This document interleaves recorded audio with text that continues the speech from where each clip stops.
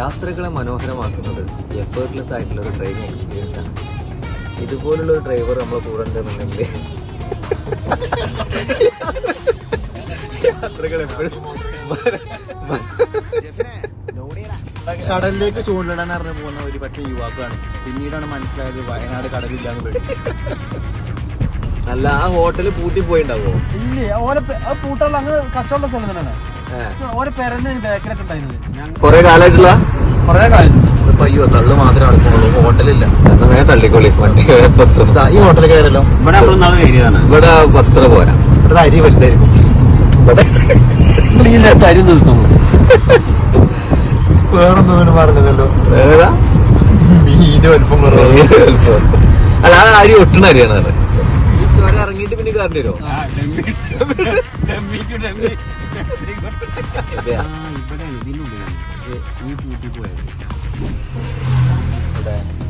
വീടാണ് അതന്നെ സംഭവം. വീടൊക്കെ പാടുള്ളതാണ്.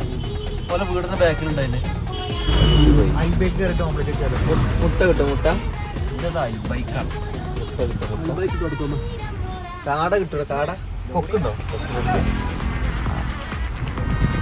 അതെ, ടൂറ് പോയിട്ട് ആദ്യമായിട്ടാട്ടത്. ഇത് ഹോട്ടലിട്ടാതൊക്കെ സ്ഥിരമായിട്ട് വരുന്നത്. തമിഴ്നാടിന് പോകുന്ന തൃശ്ശൂർ അയച്ചു. കിട്ടിയ